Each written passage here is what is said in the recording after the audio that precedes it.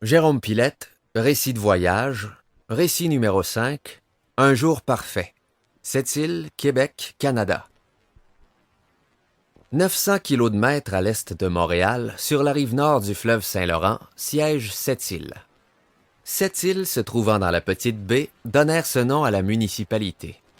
Ville portuaire née de l'exploitation minière et de la transformation des métaux, cette cité de la Côte-Nord porte les cicatrices de ses industries. Les bâtiments de tôle la peuplent. Ses rues sont carriées par le poids des camions.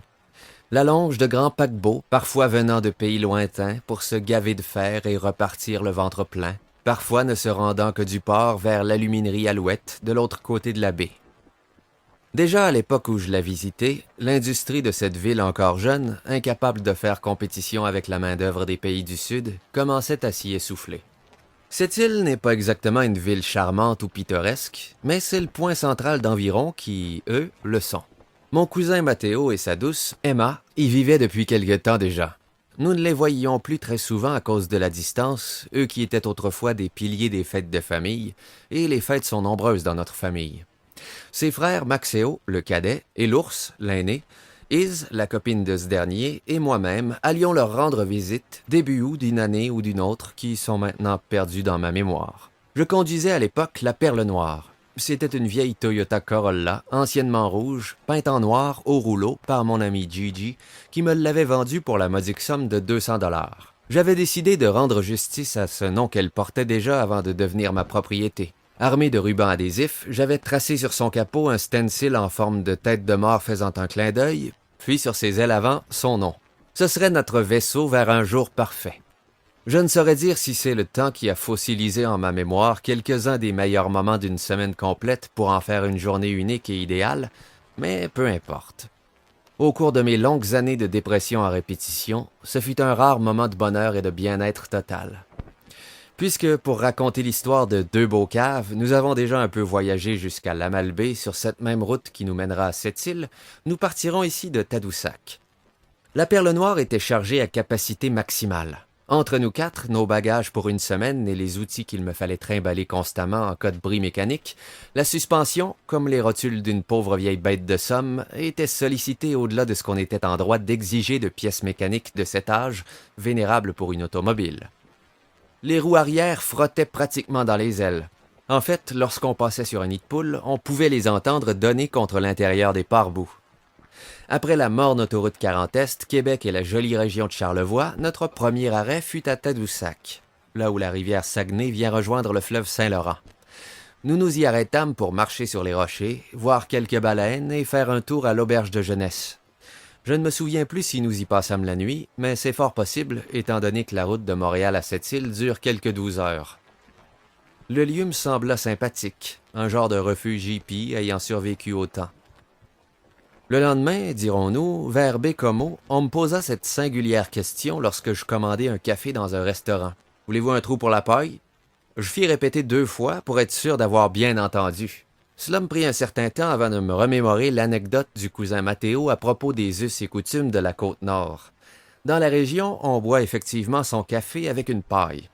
Paraît-il que consommé ainsi, il reste chaud jusqu'à la fin, tandis que consommé de manière classique, c'est-à-dire avec une bouche et sans l'aide d'une paille, on se retrouve avec un fond froid. J'acceptai la proposition, banale pour la caissière, farfelue pour moi, et dégustai mon premier café à la paille au volant de la Perle. Évidemment, je me brûlai la langue dès la première gorgée. Quant à savoir si l'ensemble du breuvage reste chaud plus longtemps, je crois que c'est une prétention exacte.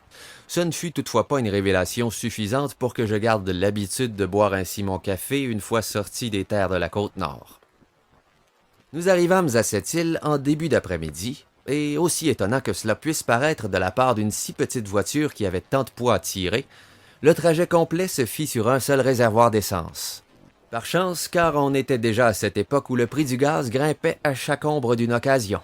Un ouragan dans le golfe du Mexique a frôlé une plateforme pétrolière, plus 20 cents du litre. La rumeur d'une guerre au Proche-Orient, plus 35 cents du litre. Et on procédait à ces hausses avec impudence du jour au lendemain, comme si aucune réserve n'existait et que ces événements avaient un impact immédiat. Quand j'ai commencé à conduire, le gaz coûtait 67 cents le litre. En moins de 10 ans, le prix avait doublé. Mais trêve de données pétrolières. Ayant quelques heures à torturer, comme nos hôtes étaient au travail, l'ours, Iz, Maxéo et moi marchâmes un peu de par les rues et le port septilien, à ne pas confondre avec les ports reptiliens qui, eux, viennent d'être inventés à l'instant par mon imagination. Nous allâmes prendre une bière dans un bar de danseuses, juste pour la joke de le faire à 2 heures de l'après-midi. Rassurez-vous, nos yeux restèrent chastes, aucune effeuilleuse n'était alors en service à cette heure. Plus tard, dans un salon de quilles, nous apprîmes l'expression « fantasse ». Un vieux loup de bar qui savourait sa petite bière tablette nous sortit l'expression « les jeunes sont fantasses ». Ça voulait dire, dans son jargon, que les jeunes du coin étaient audacieux ou aventureux. Le port fut quant à lui un lieu fort sympathique. Tranquille, rouillé, d'immenses paquebots aux noms étranges amarrés à ses quais. Nous allâmes nous promener dans un parking de bateaux où nous pûmes voir toutes sortes de navires, autant fonctionnels qu'à l'état d'épave. Nous passâmes un moment à visiter l'épave du Steve D, un bateau assez ancien qui avait visiblement passé au feu, en mer, au port ou alors dans ce stationnement même. Après cette petite promenade, nous allâmes retrouver Matteo et M.A. au restaurant où ils travaillaient tous deux comme serveurs. Nous mangeâmes, attendîmes la fin de leur quart en prenant une bière et les suivîmes jusqu'à leur appartement où nous allions loger pour la semaine. Ce n'est que là que purent avoir lieu les véritables retrouvailles. Nous partageâmes bière, croustilles et absurdités. Notre première sortie de groupe fut au lac Rapide. C'est une grande pièce d'eau venteuse au coin de laquelle nous empruntâmes des barques laissées sans surveillance. Nous partîmes à la découverte de ce Loch Ness québécois qui mériterait sans doute un monstre bien à lui. Venteux et chaud, ces falaises de centaines de pieds qui plongent on ne sait combien creux sous la surface vous laissent bouche bée quant à la profondeur possible de ces eaux. Nous trouvâmes une toute petite plage et y passâmes l'après-midi. Nous rentrâmes contre les vagues perlées de l'or du soleil couchant. C'était un moment à mettre sur une carte postale. Au soir, nous nous mîmes à bord de la camionnette du cousin, intitulée le Falcochère, du croisement de Falcon et de Facochère, à la recherche de vieilles palettes à brûler sur la plage avec les collègues de travail du resto. Je fis la connaissance de N et de S, un couple du coin, amis de Matteo et Emma. N était pilote d'hélicoptère. Il était comme un double de mon cousin, bon vivant, chic type, généreux, rigoleur et capable d'être impertinent jusqu'à l'extrême. C'est le lendemain de cette petite soirée sur la plage que se matérialisa la journée parfaite. Il ne faut pas toujours beaucoup pour trouver la perfection. Il ne faut pas nécessairement un lieu exotique ni la meilleure nourriture. Il ne faut que de bonnes gens et de bonnes ondes. Nous partîmes tôt pour visiter Pointe-Moisy. Jadis un poste de traite situé à l'embouchure de la rivière Moisy, avec le temps devenu un village, les résidents furent un jour forcés à quitter les lieux à cause de l'érosion des sols jugée trop dangereuse. Lors de notre visite, Moisy était devenue une agglomération de cabanes où les gens vivaient toujours, mais de manière plus ou moins légale. Une sorte de petit village du Far West qui se serait perdu dans le nord. On y trouvait même une maison qui portait l'inscription « Saloon ». De vieux campeurs ou boîtes de camions flanquées de tôles, de palettes, de tout ce qu'on trouve à y clouer. Il devait bien y avoir une trentaine de ces habitations hors la loi. Après m'être baigné dans la froide rivière, je passai 2 ou 3 heures à marcher dans les sentiers entre les maisonnettes et les grandes herbes, sur les dunes, le long de la plage. Quelques petits îlots de sable commençaient à disparaître sous la marée montante. Si la région de la Gaspésie a des plages plutôt rocailleuses, la Côte-Nord offre un sable fin et doux au pied des baladeurs. Revenant d'une dunette qui disparaissait dans la mer, ayant tout juste pu garder mon appareil photo hors de l'eau, je montai sur une dune pour observer les alentours. J'aperçus au loin le Falcochère qui marquait son territoire sur la plage. Je rejoignis mes amis et nous profitâmes des rares vagues hautes et chaudes qu'offre cette région. Il faut savoir que ce qui est là-bas assez chaud pour être qualifié d'été n'y dure habituellement que 2 semaines. Nous étions chanceux d'être tombés au bon moment. Nous passâmes une bonne heure à nous lancer dans ces grandes vagues et à rebondir sur le sable, assourdis par le roulement incessant de la mer. Puis vint l'heure de la bière, puis celle du feu. Nous nous mîmes en tête de tirer un arbre complet échoué sur la plage pour en nourrir notre brasier. Après de longs efforts de tirer et de non moins longs efforts d'allumage, nous comprîmes que le bois était trop humide pour bien brûler. Notre feu de fortune fut toutefois suffisant pour faire rôtir quelques saucissons. Le vent qui s'était mis à rager nous les assaisonna de sable. Qu'importe, nous avions si faim, c'était une si belle journée, que ce fut un délice. Cette journée à me promener tranquillement, à goûter la mer, me lancer en elle avec mes amis, cette journée qui m'avait tranquillement creusé une faim profonde que seules des saucisses au sable enveloppées dans de vulgaires tranches de pain cru pouvaient apaiser, cette journée devait rester à jamais un coucher de soleil chaud et bienveillant au fond de mon cœur, un étalon du bonheur. Le lendemain fut un jour las et paresseux. La nuit venue, nous allâmes au belvédère pour observer les Perséides, cette pluie d'étoiles filantes qui revient chaque année début août. Même dans ce coin reculé qu'est cette île, la pollution lumineuse sévit. Rôdant sur les sentiers à bord du Falco, nous trouvâmes malgré tout, entre les grands pins, un coin de sable où nous coucher, un rond de ciel noir où fixer les cieux. C'est bon de partager de tels moments. On se souvient mieux quand on partage. Nous vîmes maintes étoiles filantes et nous couchâmes très tard. L'ours, Iz et Maxéo restaient à cette île pour une autre semaine, mais je devais rejoindre 2 amis à Québec. Nous allions ensuite rouler vers le Saguenay.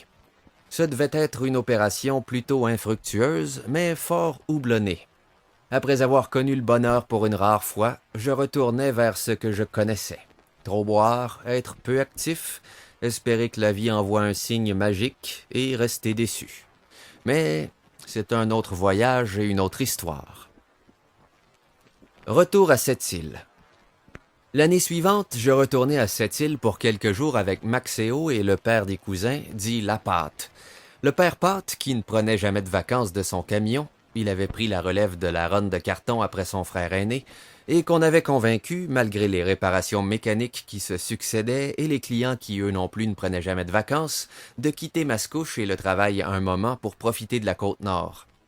Nous ne restâmes que 2 ou 3 jours, mais ce fut une bonne petite sortie de quotidien. Ce ne fut toutefois pas aussi magique que l'année précédente. Comme chaque chose pour laquelle on a déjà une attente, et comme chaque chose que l'on doit presser pour des raisons de temps.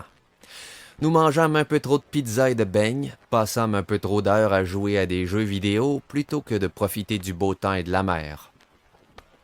Retour à Mascouche. Un jeune pilote d'hélicoptère et ses 2 passagers ont trouvé la mort à 100 km au nord de cette île. Le brouillard et les mauvaises conditions météorologiques en montagne seraient en cause. L'accident a eu lieu près de l'endroit où la rivière Nipissis se jette dans la rivière Moisy. N allait avoir 29 ans. Il était parti pour 4 jours à Fermont faire survoler la région à ses passagers, TG, 44 ans, et GS, 52 ans, qui devaient inspecter les lignes électriques.